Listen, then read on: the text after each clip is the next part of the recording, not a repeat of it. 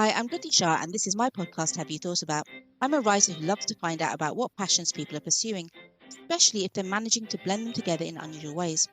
In each edition, I'm chatting with someone who I find particularly interesting and who's managed to fit things together in their life or profession that you might not think of as an obvious match. Here, I'm speaking to travel writer and author Shafik Meghji, who's the author of Small Earthquakes, A Journey Through Lost British History in South America. Now, Shafik, this is a book that's been a long time in the making, but first, what made you so curious about Britain's forgotten connections with South America? And what made you make the commitment, because it's a real commitment, to make it into a book? Yeah, I mean, I think probably like a lot of the best books, I stumbled inadvertently on the idea initially. I've always loved South America. Growing up in South London with no links to the continent, I fell in love with it through football, through wildlife documentaries, through books about the Inca and ancient civilizations like that. Fast forward into my adult life, after being a sports reporter, I became a travel writer, specialized in South America, and I lived in Buenos Aires for a year. And everywhere I traveled, while I was updating guidebooks or writing features, I kept stumbling upon these kind of lost fragments of British history that I'd never learned about in school, that I didn't really see represented in popular culture. Things like in the depths of the Amazon, came across the story of a notorious rubber baron that had a house in West Hampstead. On the Salada Uni in Bolivia, the world's biggest salt flat, I stumbled across a cemetery of abandoned British-built trains. There was obviously the links to football teams across South America. So why is River Plate rather than Rio de la Plata, for example? Who's Newell, as in Newell's Old Boys in Argentina? And as I kept coming across these fragments and digging into the history as my interest was piqued, found kind of this incredible story, really, that for a continent that often doesn't really feature on the radar of most people in Britain, actually there's a shared history dating back almost 500 years, and it's really consequential and profound both for South America and also for Britain on the impact that South America has had here. All of those things coalesced. There are all these incredible characters, all these interesting stories. And I thought, yeah, why hasn't someone written about it before? This is an opportunity for me. But yeah, as you say, it's, you know, taking on any book, whatever you're writing about, is always a huge commitment. It's like starting out on a relationship, really, and you never know exactly where it's going to go. There were always ups and downs and so on. And Small Earthquakes was really about 10 years in the making. I'm delighted I committed to it early on. And yeah, it's lovely to see it out into the world now. It is having significant impact. And the thing is, I mean, I've read through it. I'll be honest with you, it's not one you can just devour very quickly. But there's so much packed into it. You've got your history. I'm like, you could teach this, you know, in the GCSE history lessons and A levels. You've got history. You've got your memoir. You've got a very eloquent, beautiful style of writing. It is very literary. So you're bringing all of that together. I mean, were there ever times when perhaps you thought this is a lot? Like it's a lot for a reader in a good way, but it must have been even more for a writer. Yeah, I mean, you should see the hard drive on my laptop and the countless audio files from interviews and reams of research from books and stuff that didn't make it into the book in the end. I think trying to tell this kind of story, you can never absolutely capture everything. There's always great stories you have to leave out. I mean, I ended up focusing the book on Argentina, Chile, and Uruguay because that, for me, that was where the most interesting, most powerful stories were. But I could have written a book about Brazil and Colombia and Peru, for example. There's a huge amount in it. There's an even bigger amount out of it that's sitting around on my laptop. And yeah, I mean, the key for me is kind of I wanted to share the history, but I always like books that kind of slip between genres, really. And I love travel writing. I like bits of memoir.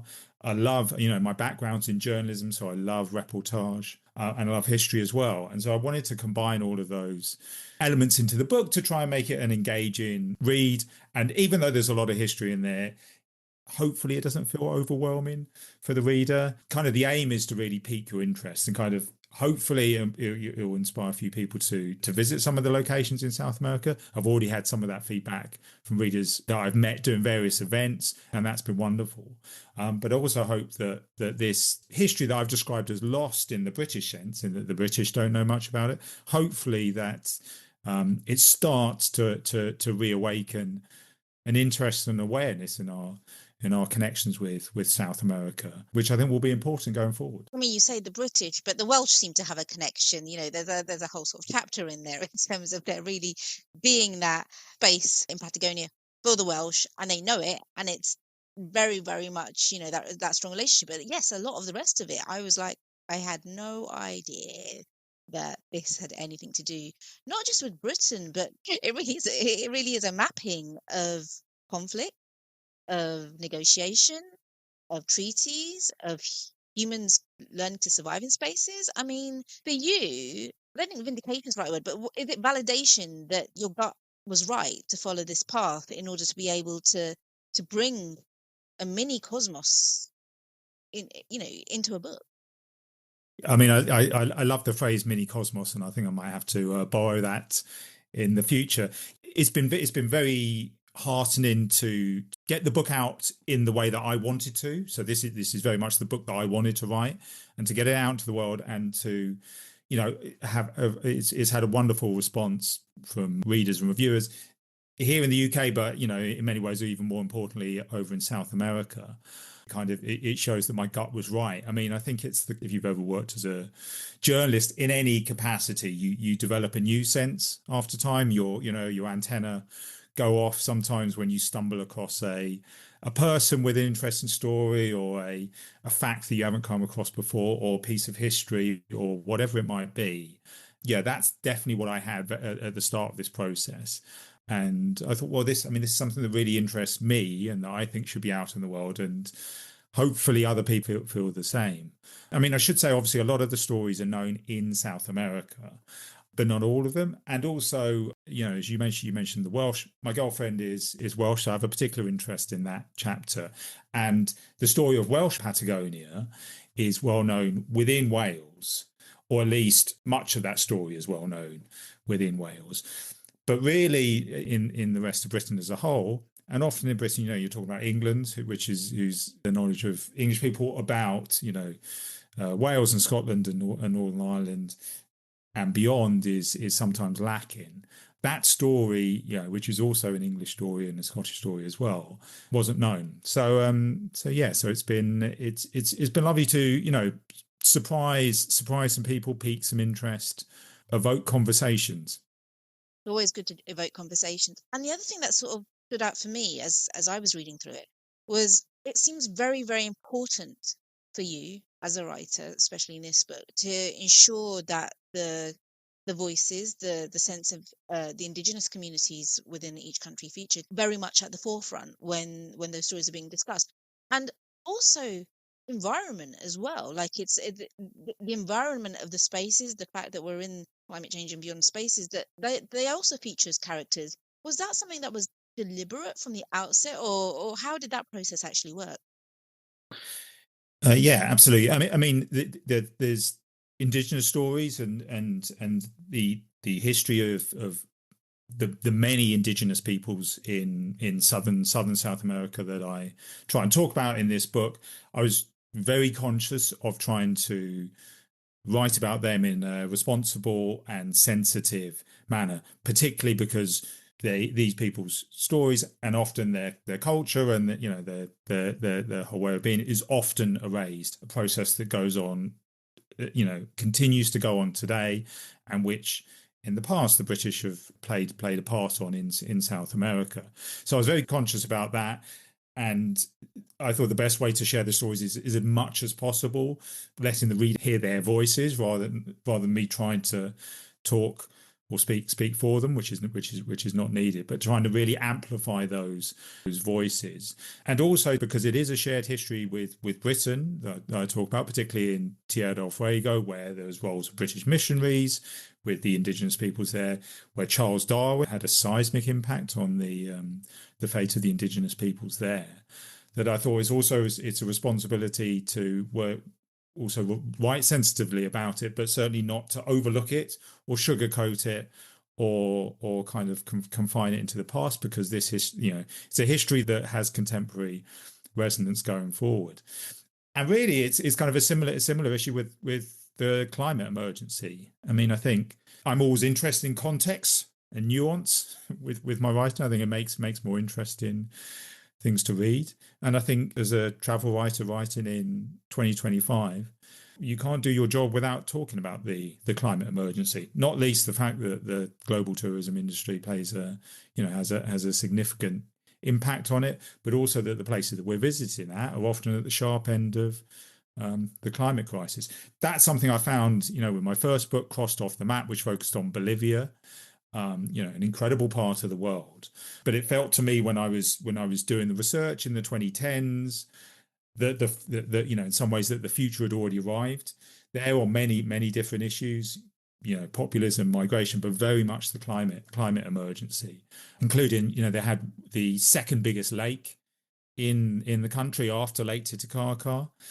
In the course of me researching the book, had essentially, dried up and, disappeared and left a dust bowl behind. Apart from that being an interesting thing to write about and a significant thing to write about as a writer, I don't think that's something that you can exclude. So in Small Earthquakes, the climate emergency is, even though it's not an explicit thing when I started out, you can see it in virtually every chapter. I mean, when I was in South Georgia, which for anyone who's not familiar with that is in this a tiny remote island that's now British. It's a British overseas territory. It's a 2-day sail from the Falklands. Incredible place for wildlife. Used to be the hub of a whaling industry. It's covered with glaciers. But if you visit today with a guide who'd visited 10 years ago, 20 years ago, 30 years ago, and they can tell you that this giant glacier that you're looking up from the beach actually once extended 20, 30, 40 meters further, then it really brings home the kind of impact of that. So that's something that certainly I wanted to cover in the book, and that I think we as travel writers have a responsibility to write about more generally. You've spoken previously about having a lot of time spent in transit.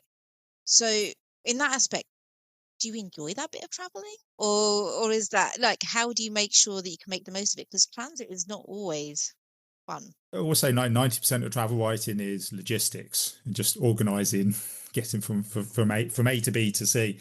I should probably try and tot up the amount of time that I spent on trains, planes, buses, ferries, and more personally, waiting in terminals, often in the middle of nowhere, in the middle of the night, for them whilst researching this book. I always try and maximise my time while I'm away. It's kind of a legacy of writing guidebooks, where you've always got too much to cover and never enough time to do so, and you're always on the go, and you rarely spend, certainly in my experience, more than a couple of nights in any one destination. So you have to write up in train stations. You have to have your laptop on your on your lap and typing away when you're on ferry crossings and airport terminals. I mean, I will have written thousands and thousands of words whilst waiting for delayed flights in and around South America. So I mean, stepping back from perhaps from a more philosophical point of view, I mean, it does mean you're constantly on the go. You're never quite in one place to the other. Travel writing, kind of the foreign correspondency, I think often feels like a life lived in transit in many ways, but not that that's necessarily a bad thing. Have you ever taken up a residency, or would you ever be able to take up a residence? So you're just saying about the airport. I remember years ago I spoke to Alain de Botton, philosopher in residence at the airport. I'm just wondering, could you ever do that, or is it just so ingrained in your blood now that you are constantly on that move? At an airport, I think I would struggle. I will struggle going to, the great thing about going to an airport is that you're leaving it soon to go somewhere better. Going to an airport and not leaving in many ways feels a bit of a Kafkaesque experience. People that migrated, I know that there was a film about someone trapped in an airport, and I'm sure Alain de Botton got some interesting philosophical insights from his experience. But Well, I never say never to any opportunity that comes to me. I would probably pass on a residency in an airport. Train stations, beautiful train stations. Maybe I might have a different response, but yeah. I mean, I think often the interest comes that you're just there for a short period of time. If you're actually staying there permanently, yeah, that's probably quite a different experience. And you are a seasoned journalist, you're a seasoned author. You've written more than 45 guidebooks. You had this Yeah. previous newspaper career, extensive freelance. But where do you think travel writing is heading? And I'm also particularly interested in that element of the guidebook because do people use guidebooks now, or is it all on the apps and stuff? Like, how do you maintain that? Or travel writing in general is in some ways the oldest form of literature, right? It dates back millennia. But nevertheless, the death of it, just like the death of the novel, is a cyclical Conversation. trend, conversation. There's always articles that are written about it. There's a bit of pontificating, and then travel writing just continues in a different form. I mean, definitely, in terms of guidebooks, the landscape has changed since I started writing. I wrote them from about 2008 to about, I think 2022 was the last one that I worked on. Probably in journalism general, and as well as travel writing, you always feel like you've just joined after the golden ages has passed. I think that's probably a natural thing, perhaps as part of aging. The heyday of guidebooks in terms of sales has probably passed, but I definitely think that there's going to be a continuing need for that kind of information, regardless of the medium. Maybe the medium that it's delivered in changes. Maybe it needs to, and continue to develop and evolve. The reports of its demise are exaggerated, I would say. But what is the role of what you do in the trusted news spaces? So this is the thing. You have work that is award winning. You have work that is very, very well researched, is it, the clear due diligence. And right now we're in times where whether it's travel, whether it's, anything really, a lot of the stuff out there, it's very easy to get confused, to end up in sort of fake spaces. There are fake travel spaces even. So what's your role when it comes to trust? I would say I'm intrigued by that. Trust is a key issue for the media in general at the moment, and that's partly because huge swathes of it have lost it with poor practice over the years.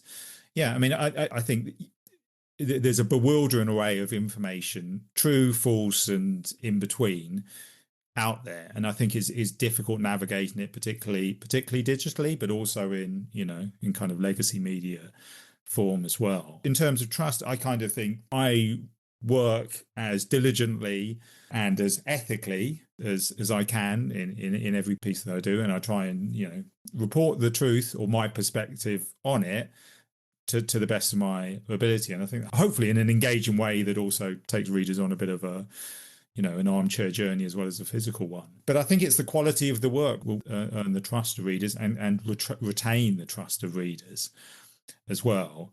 And I think, as writers, as journalists, as authors, as podcasters, as, storytellers, to use a grandiose term, you have to earn that trust, and then hopefully you can both find and retain the readers you have. But it is a very it's a challenging landscape. It's a challenging landscape to work in.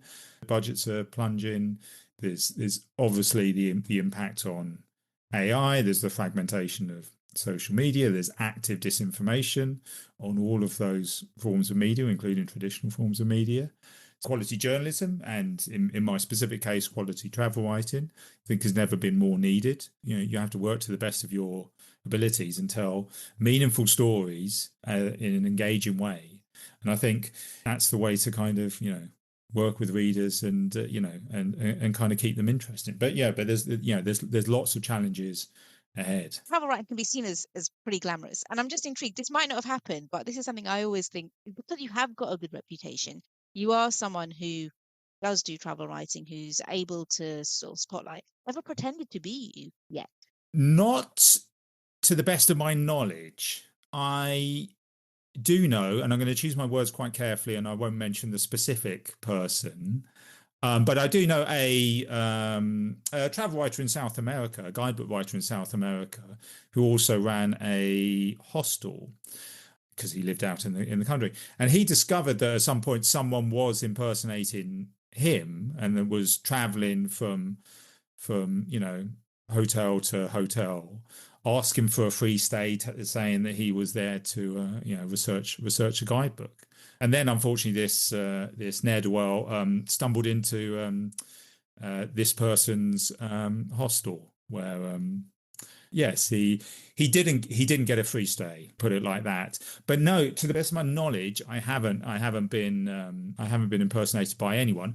Although many of my guidebooks have been illegally scraped and stolen by AI, and so if you're searching for guidebook style writing or guides to various places in South America, and you're putting them into Chat GPT or similar, you will find these AI databases imitating me with a poor style and less accurately, I would say. So I'd say that, but not a person yet.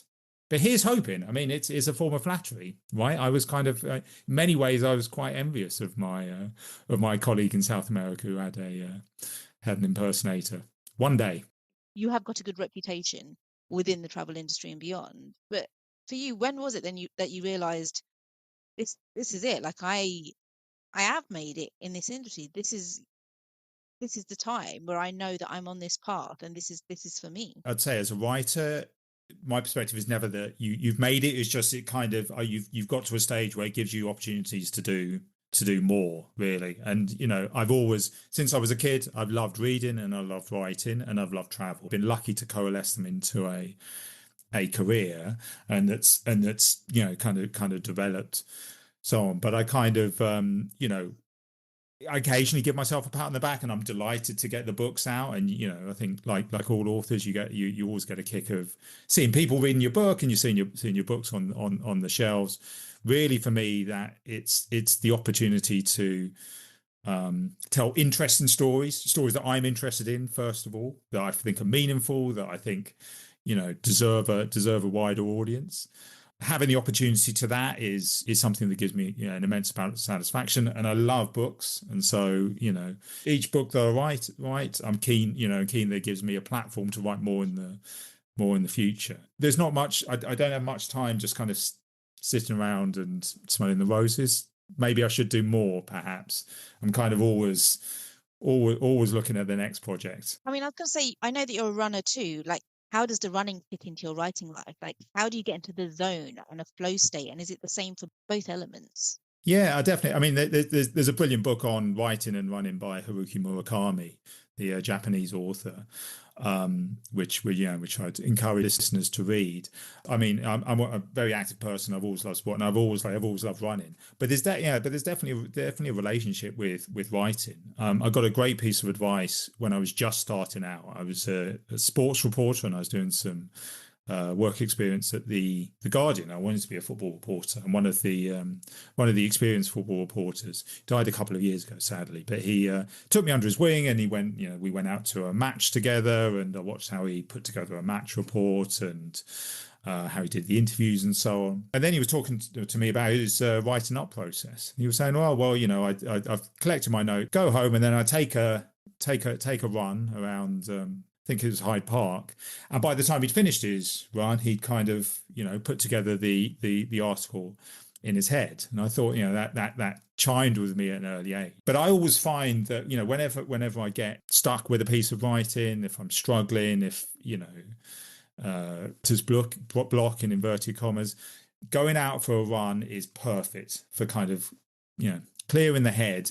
And also just to kind of get the creative juices flowing. I mean, you talk about flow state. I think that's exactly it. I think there's something for me about it in the physical movement, wherever I'm running, that just kind of, shakes me out of whatever funk I'm in from a writing point of view. And I often kind of come up with, ideas. I think, okay, that would make a great opening, or that's how I tie the ending in together, or actually I don't need to include that piece in the article, or really the story is this, and I can disregard that. so commonly I find that when going out for a run, or to a slightly lesser extent if I'm going on a like a long hike or anything like that, or a trek, those kind of experiences.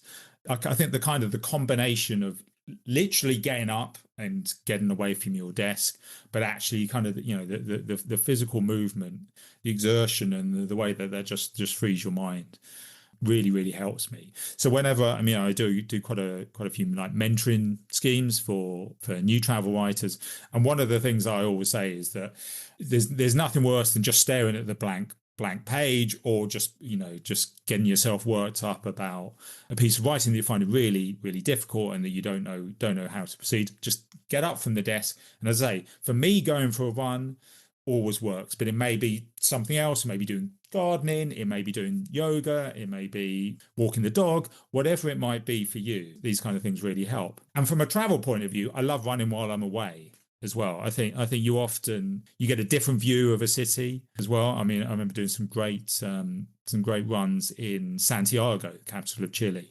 You get a different perspective. You end up in different places. You kind of get a slightly different insight into the rhythm and the culture of the place. I always take my running trainers with me wherever I go.